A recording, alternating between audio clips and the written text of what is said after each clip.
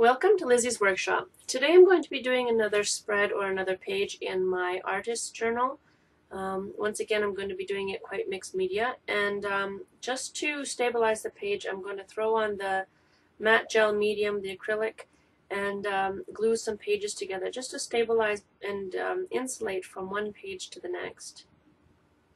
Over time, as I do this, I'm going to have to replace the binding or the spine of my journal book because the pages are already getting quite thick and heavy with all the different layers of mixed media that I've been putting in there, and that's typical of a mixed media journal. So next thing I'm going to do is I'm just going to put on my matte acrylic gel, and then I'm going to cover it in gesso.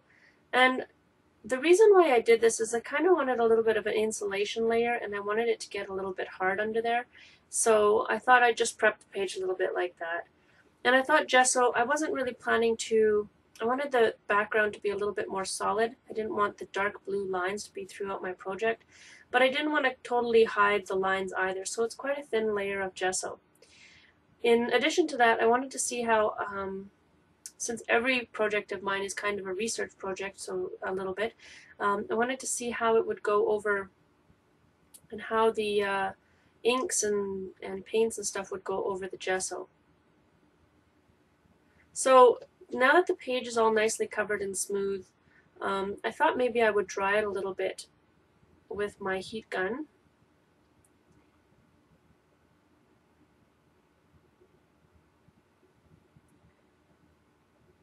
But I didn't bother. So I went over and grabbed onto my Huey spray. I really like the Huey sprays. They work pretty well for me. And then with this one, I wanted it to have a little bit faster of a reaction on top of the gesso. So I added a layer of, or a spritz of water, and then I tilted up my journal because I wanted to see if how nicely, on over that layer of gesso, how nicely I could get that ink to run, the spray to run. So I just propped it up with my coffee cup or my teacup there and let her drip. Sorry, my voice is a little bit hoarse today. I've got a cold, sinus cold here.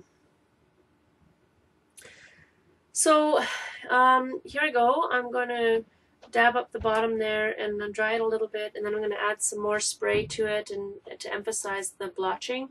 But I'm really just playing because I'm planning to cover almost this entire book with fussy cutout dolls from old doll magazines. So I'm really just playing to see how things go down and what to do to achieve what effects. And now that I've I've achieved how to make it run, and I've achieved how to make it get blotchy, and I'm really liking that, I decided to see what's going to happen if I close the book. And you do this a lot in like kindergarten and stuff, but you never think to really do it in adulthood. So I closed the book and smoothed it out and made the page a lot more homogeneous or consistent. But I liked how that worked out too. Most of my projects, like I was saying before, are just opportunities for me to play. I'm trying to use this stencil. It's of I guess a cherry blossom, you could say. And I wanted to see some of my distress colors. And the problem that I'm having is that I can never use distress paints to go over top of a stencil. It always goes underneath the stencil, and really just, for somebody who I would call a control freak, it's really frustrating to have your paints and your inks and everything sliding underneath your stencils. And I don't believe in gluing down my stencil in order to use it. That kind of, to me, defeats the purpose. So I'm just kind of smoothing out the texture of this page and adding some of the distress paint in that purple. And the purple, I think, is called Milled Lavender. And then I'm going to take the pink, which is a tattered rose, and I'm going to try and do the flowers of that stencil. But like usual with the stencil and distress paint kind of idea, I'm ending up with all kinds of running underneath, and it's quite frustrating for me. And then after I used the tattered rose, I really wanted to find out what color the antique linen was. So I added the antique linen too, and I couldn't had trouble classifying whether the antique linen was going to be a yellow or a brown, or how to kind of classify it on my shelf. So I wanted to open it up and see where I would end up. And what I ended up with was that it's a nice creamy color, and it's kind of a yellow, kind of like an antique lace kind of color of the yellow, but it worked out really well for this piece because the dolls that I'm going to put on the page are going to have a little bit of that yellow on them as well. So it all kind of makes everything work together because of the depth of the white in the background and so forth. But in the event that I was going to use this tattered rose on a darker background again, what I would end up doing was just using a paintbrush and doing like a spider web kind of effect. And this page, it was really making me think a lot of strawberry milkshakes, so I was tempted at times to change the idea that I was going to do with it, just because I kept thinking of strawberry milkshakes through the whole project. So you can see the branches there, but they're not in your face. They're kind of a mild, you know, depth kind of thing. So today's piece was inspired once again by my grandmother, which you're probably getting tired of hearing, but she really was an inspiration to me. I'm not sure whether she was an inspiration because of how well I knew her, because I really didn't. She's more of an inspiration in the fact that as I sift through her belongings, I'm discovering how much of her is in me, and you know, how that is helping me to grow. So if you're wondering what that was gelatos. I grabbed a red and a pink. They don't have names on them because they're from the sampler packs, but I'm mixing them together because I still am thinking about that strawberry milkshake kind of coloring. Later on I will be adding paste to this and letting it sit, and then mixing it and letting it sit, because I really want to use the paste to make the roses with this stencil from, I think it's a Martha Stewart stencil. Martha Stewart stencils are so thin that they really work best with ink on a dauber. I find them quite frustrating when I'm trying to do any kind of paints with the Martha Stewart stencils. This stamp, I think, is from Inkadinkado, and the ink I'm using here is the Stays On Black Jet Black from Stampin' Up. Anytime I'm doing a page that is dedicated to or is thought with of my grandmother during, I often put in book paper or words or stamping words or that kind of thing in the background, because she was a very literate person. She was very well read. She was one of those types of people who would read a cookbook just for funsies, from cover to cover. And she'd get a lot of ideas from the cookbook, but she wouldn't, she could never really do a recipe right from exactly what the instructions were. And that was because in some recipes always have it's like a recipe for me for being creative and scrapbooking and creating. And a recipe is just fine and dandy, but the problem with a recipe is that it's not designed specifically for me. So putting your name or your stamp on every recipe, whether it's for food or baking or art, once you understand the concepts, it's all that's just how she and I have always worked, and that's another corresponding thing between the two of us.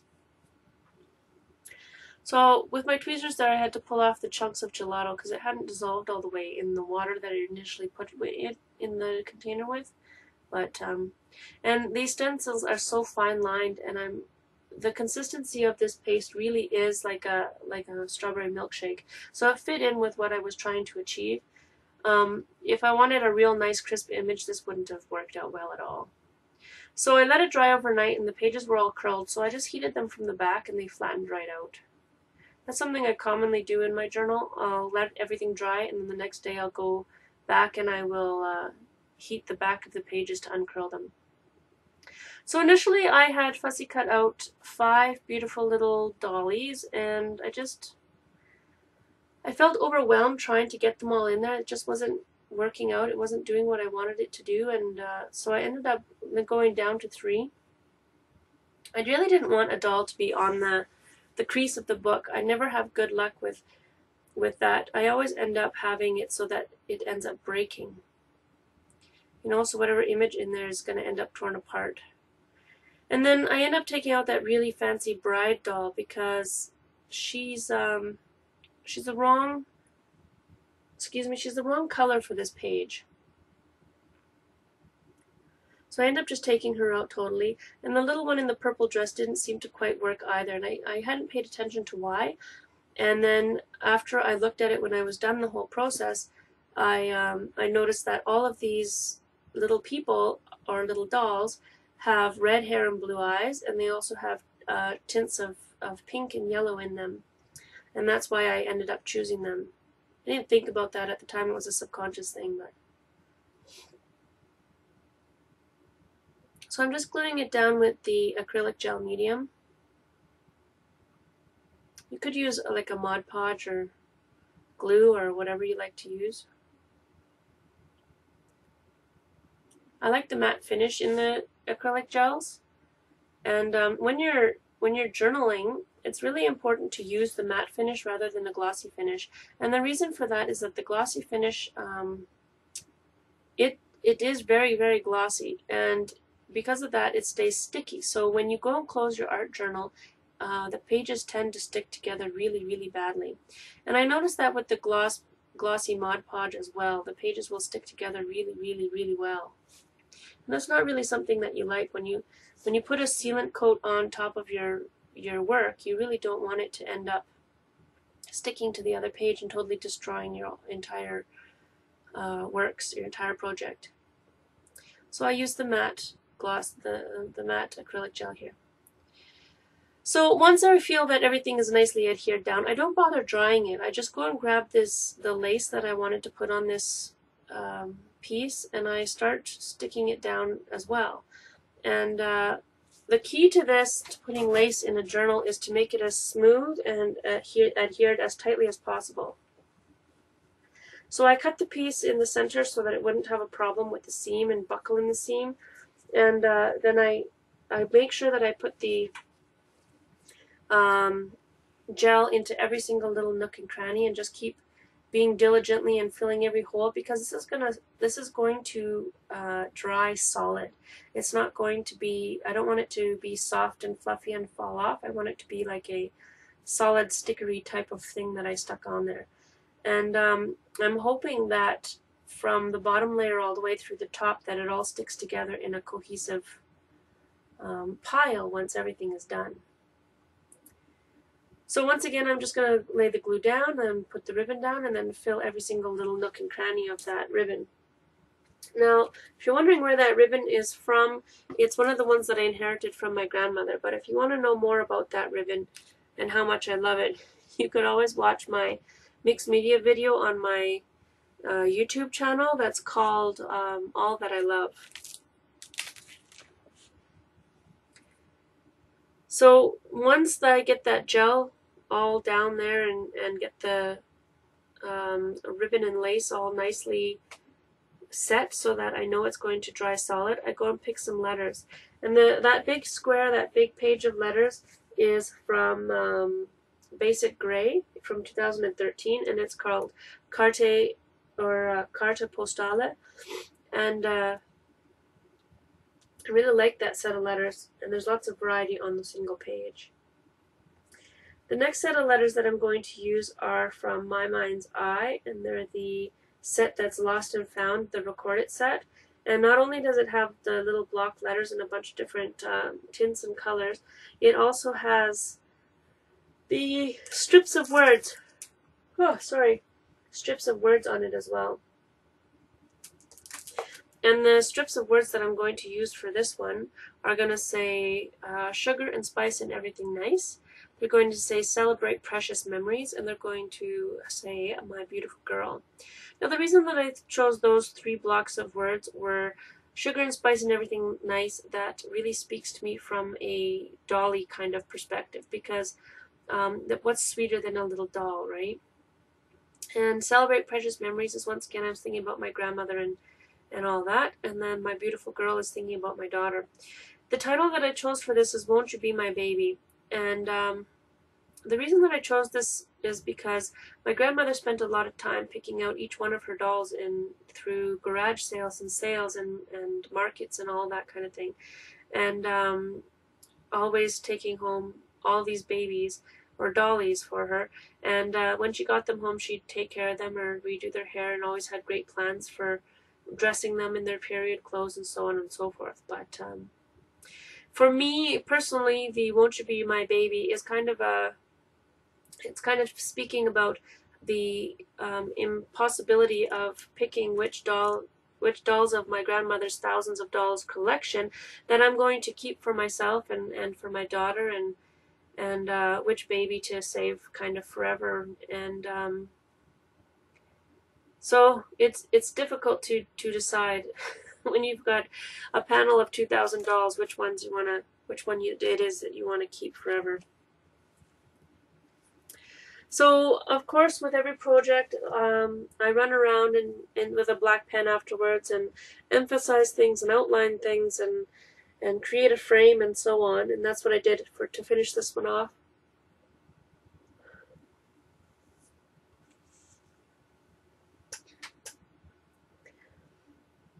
I really love those jelly roll pens. I haven't had a bad experience with them yet, and I'm definitely going to have to be buying a new one probably soon, because I'm going to be running out pretty quick here. That one's already less than half, and I've used it on quite a few projects actually.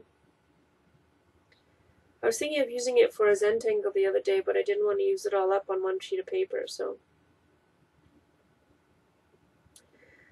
yeah, so this one is dedicated to my grandmother once again, and it speaks of the past, it speaks of the current, and it speaks of the future. So that's why I chose to do this kind of layout. And the other doll, the one that was kind of more of a antique kind of look to her, and she was a bride doll, I'm going to be using that cutout because I did take the time to fussy cut her out. I'll use her for something else. I've already kind of got the page planned, so we're set. I was going to write something up there in that light pink section, but they decided that I didn't need it. And I couldn't think of anything right off the front, and I kind of feel that if you don't think of something right away, then you probably shouldn't meddle. So I wrote in the bottom who it was for and so forth. There's the one darling, the little girl with roses, and Won't You Be My Baby?